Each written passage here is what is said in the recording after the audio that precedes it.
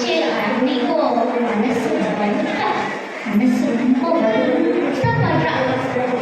சரின்னு அண்ணன் இல்லாத சமயத்துல ராமலிங்கா வந்து ஒரு வாய் சாப்பிட்டுட்டு போவா அப்படின்னு அண்ணன் இல்லாத சமயத்துல தனியா ராமலிங்க பெருமாளுக்கு சாப்பாடு போடுறா. அப்படி நாட்கள் போகுது. அன்னைக்கு ஒரு நாள் ராமலிங்க சுவாமிகளுடைய அப்பா திதி அன்னைக்கு ஒரு மகள் எல்லாரும் வந்து சாப்பிட்டுட்டு போறாங்க. எல்லாருக்கும் ஒரே வருத்தம். பாவம் உடனே அண்ணா கிட்ட போய் சொல்றாங்க, பாவம் ராமலிங்கம் என்ன பண்ணுவாரோ தெரியல, அவனுக்கு பிடிச்ச பட்சணங்கள்லாம் இங்கே இருக்கு, ஆனா சாப்பிட முடியாம என்ன பண்றானோ தெரியலையே அப்படின்னு அண்ணா ரொம்ப மனவருத்தப்பட்டு போய் அண்ணா கிட்ட சொல்றா. சொன்ன உடனே அண்ணனுக்கு மனசு இழதலாம். சரி ராமலிங்கம் கூப்பிடு அப்படின்ற உடனே அண்ணியா ராமலிங்க பெருமானை கூப்பிட்டு சொல்றாரு, ராமலிங்கம் இன்னைக்கு உங்க அப்பா சிடி சாப்பிடவா அப்பா அப்படின்னு கூப்பிடுற. உடனே ராமலிங்க பெருமான் சொல்றாராம், அண்ணி என் அப்பா இறக்கவில்லை, என் அப்பன் முருகன் பிறவா பெருமான் முருகன் பிறவான் இறவான் அப்படின்னு சொல்றாரு. சரின்னு மத்தியானம் மிக்க சந்தோஷத்தோட மகிழ்ச்சியோட அவர் உணவு பரிமாறா.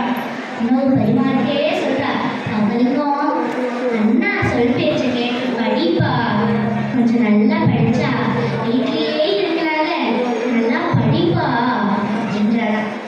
சரி நன்றி, நான் நல்லா படிக்கிறேன், ஆனால் எனக்கு ஒரு விண்ணப்பம். என்ன விண்ணப்பம்? எனக்கு ஒரு தனி அறையும் திரை கண்ணாடியும் ஒரு விளக்கும் வேணும் அப்படின்னு சொல்றேன். சரி கண்டிப்பா நான் அதை நான் பண்ணிக்கிறேன் அப்படின்னு வீட்டுக்கு மேலே இருந்த ஒரு மாடி அறையையும் ஒரு நிலை கண்ணாடியையும் ஒரு விளக்கை கொடுக்குறார். சுவாமிகளும் தகுதியே இருக்கார், தகுதியே ஆழ்ந்து ஆழ்ந்து தகுதியே இருக்கார். அப்படி ஒரு நாள் சுவாமிகள் தவத்தில் இருக்கும்போது அவருக்கு முன்னாடி ஒரு விளக்கையும் அவருடைய நிலை கண்ணாடியும் உற்று நோக்கிறார். உற்று நோக்கலாம், நல்லா ஒரு கண்ணாடி உற்று நோக்கலாம். நம்மளுக்கு என்ன தெரியும்? நம்மளுடைய சரீரம் தெரியும், நம்மளுடைய முகம் தெரியும். ஆனா ராமலிங்க வள்ளல் பெருமானுக்கு அந்த தீபத்தின் ஜோதி மட்டும்தான் தெரியுமா? அந்த ஜோதி மட்டும்தான் தெரிந்தது, வேற எதுவுமே தெரியலையாமா. இதிலிருந்து அவர் ஜோதி வடிவானவர் என்பதை நாம் உணரலாம். மற்றொரு சமயம் பெருமாள் தியானத்திலே இருக்கார். தியானத்தில் இருக்கும்போது அவருடைய அந்த நிலை கண்ணாடியில திருத்தணி முருகன் காட்சி கொடுத்ததா சொல்றார். அவர் உடனே எடுக்கிறார். சீர்கொண்ட தெய்வ வதனங்களால் திகழ் கடல் பண்பால் கொண்ட கண்ணீர் தோளும் தாமரை தாழ்களும் ஒரு ஊர் கொண்ட வேலும் மயிலும் கோழி கொடியும் அவன் கார் கொண்ட வன்மை கனிவாச்சலமும் என் கண்ணுற்றதே அப்படின்னு பாடுறார். அன்னைக்கு ஒரு நாள் அண்ணி ராமலிங்க பெருமான் கிட்ட கேட்பேன், ராமலிங்கம் ராமலிங்கம் நீ எப்பவுமே எதுலையுமே பெருசா நாட்டமே இல்லாம இஷ்டமே இல்லாம ஈடுபாடே இல்லாத இருக்கியே, உனக்கு என்னப்பா பிடிக்கும்? என்ன உனக்கு ரொம்ப பிடிக்கும்? என்ன பிடிக்கும்னு சொல்லு, நான் கண்டிப்பா வாங்கிட்டேன் அப்படின்னு அண்ணியா சொல்றேன். உடனே ராமலிங்க பெருமான் சொல்றார், எனக்கு அண்ணி எனக்கு தேன் தான் பிடிக்கும். சரி நான் உனக்கு நாளைக்கு தேன் வாங்கிட்டு வரேன் அப்படின்னு அண்ணி சொல்றான். அடுத்த நாள் அண்ணி அவரோட ராமலிங்கம் இந்தா எனக்கு பிடித்த கொம்பு தேன் மற்றும் மலை தேன் அப்படின்னு ரெண்டையும் கொண்டு வந்து கொடுக்குறார். உடனே சுவாமிகள் அந்த தேனை பார்த்துட்டு பெருசா நாட்டமே இல்லாம இஷ்டமே இல்லாத மாதிரி வாங்கிட்டு சாப்பிடாதே வச்சுல. இதை பார்த்து அன்னைக்கு ஒரே மன வருத்தம். ராமலிங்கம் உனக்கு தேன் பிடிக்கும் தானே சொன்னேன், வாங்கிட்டு வந்தா ஏன்பா சாப்பிடல அப்படின்னு அண்ணியா கேட்கிறார்.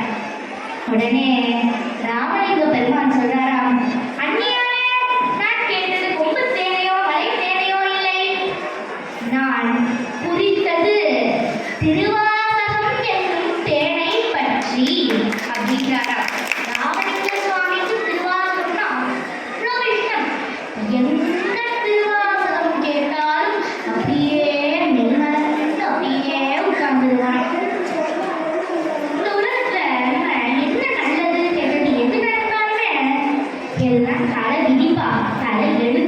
அப்படின்னு தானே சொல்றோம். அந்த தளபதி, அதாவது அந்த தலை எழுத்தை பற்றி ராமலிங்க பெருமான் அழகா ஒரு எடுத்துக்காட்டு கொடுக்கிறார். தா தா தா தா தா தா தா புரைக்கும் செய்தும் தா தா தா என்று உலகில் தானலைந்தோம் போதாதார் முந்தாமணியே நமச்சிவாய் பொருளே என் தாய் என புகழவே அப்படின்னு பாடுறார். தா தா தா தா தா தா ஏழுதா, ஏழு கூட்டல் தா எழுதா. நான் எழுதாத தலையெழுத்துக்கு நான் எப்படி குறிப்பாவேன் பரபிரம்மமே அப்படின்னு கேட்கிறார். அடுத்தது தாதா, தாதானா வழியில் அர்த்தம். நான் அழைத்தேன் போதாதா, நான் எனக்கு வேண்டும் வேண்டும் வேண்டும் என்று அழைக்கிறேன், இதுவும் போதாதா, குடு வள்ளலே அப்படின்னு கேட்கிறார். சோமச்செட்டியார் சோமச்செட்டியார் என்று ஒரு செல்வந்தர். அவருடைய வீட்டுல புராண பிரசங்கம் நடக்கும் வழக்கம் உண்டு. ஒவ்வொரு வாரமும் ஒவ்வொரு புராண பிரசங்கம் நடக்கும். அப்படி இந்த புராண பிரசங்கத்துல நம்மளுடைய சுவாமிகளுடைய சமயநாத் ஆகிய திரு சபாபதி பிள்ளை தான் இருந்து புராண பிரசங்கம் செய்வார். அப்படி ஒரு வாரம் சபாபதி பிள்ளையால போக முடியல. உடனே கூப்பிட, ராமலிங்கம் ராமலிங்கம் கூப்பிட, என்னன்னா சொல்லுங்க என்ன ஆயிடுச்சு அப்படின்னு கேட்குறாங்க. எனக்கு இன்னைக்கு கடும் ஜுரம், நான் இன்னைக்கு சோமச்செட்டியார் வீட்டுக்கு போயே தீரணும். இன்னைக்கு ஒரு நாள் நீ போயிட்டு சிவனேச பெருமானுக்கு ஒரு தீபாராதனை காட்டிட்டு ஒரு 2 பாட்டு பாடிட்டு வாப்பா அப்படிங்கிற. சரிங்கண்ணா அப்படின்னா நீங்க பெருமான் கிளம்பிடுறேன். கிளம்பி சோமச்செட்டியார் வீட்டுக்கு வருது. சோமச்செட்டியார் ராமலிங்க பெருமான் முன்ன பின்ன பார்த்தது கூட இல்லையா. அங்க போய் நின்றுட்டு, நீ யார் நடந்தாய் அப்படின்னு கேட்கிறார் சோமச்செட்டியார். நானா, எனது அண்ணாவாகிய சபாபதி பிள்ளைக்கு இன்னைக்கு ஜுரம் வந்துச்சு, அதனால அவனால் பிரசங்கம் பண்ண முடியாது, நான் என்ன ஒரு 2 பாட்டு பாடிட்டு போக சொன்னேன். அப்படியா, முன்னாடியே சொல்லியிருக்காரு அப்படின்னு சோமச்செட்டியார் சொல்றாரு. உடனே சுவாமிகள் சொல்றாரா, அடுத்த வாரம் வரப்போற ஜுரத்துக்கு எப்படிப்பா இப்படி இந்த வாரமே சொல்ல முடியும் அப்படின்னு கேட்டாரா. சரி, ஆனா நீ ரொம்ப சின்ன குழந்தையாச்சு, எனக்கு தெரியுமா.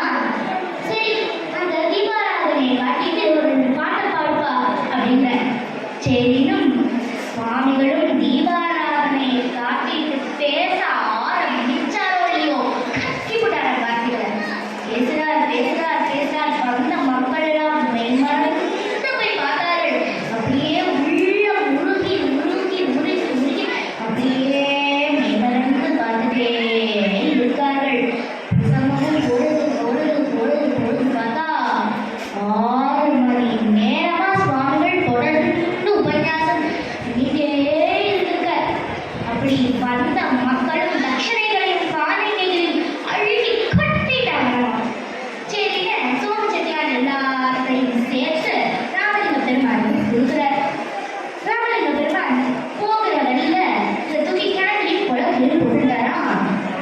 அப்பவே நம்மளுக்கு தெரியாது அந்த பரம்பொருள் மேலே இருந்த பற்று ராமலிங்க பெருமானுக்கு அந்த பணம் மீது இல்லை இருக்கிறது.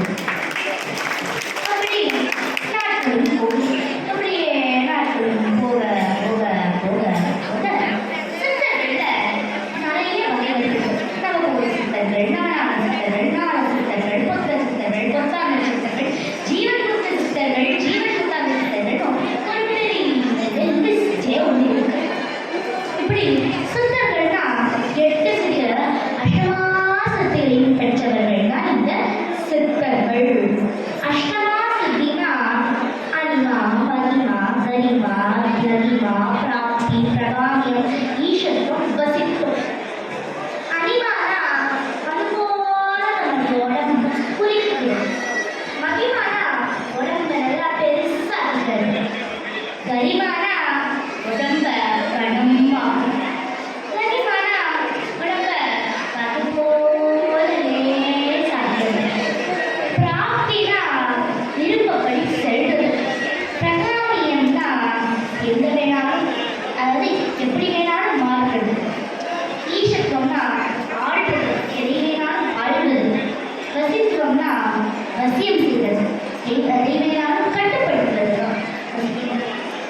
இந்த அஷ்டமா சித்திகளையும் பெற்றவர்கள் தான் இந்த சித்தர்கள். இது போக நவகண்டம் அப்படின்னு இன்னொன்று உண்டு.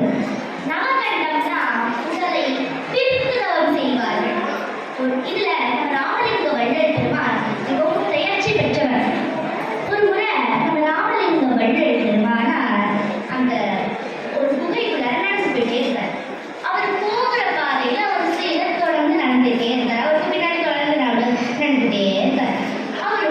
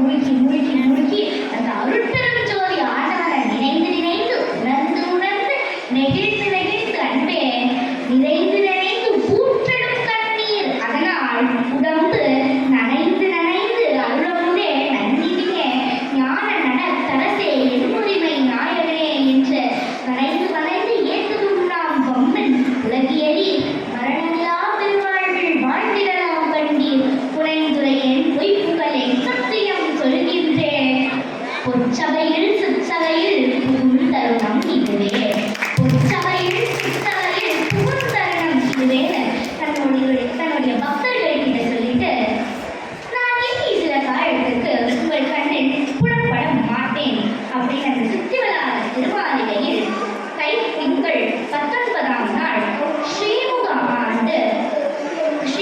ஆண்டு இரவு 12 மணி வெள்ளிக்கிழமை அன்று திருக்காப்பில் இட்டுக் கொண்டார்.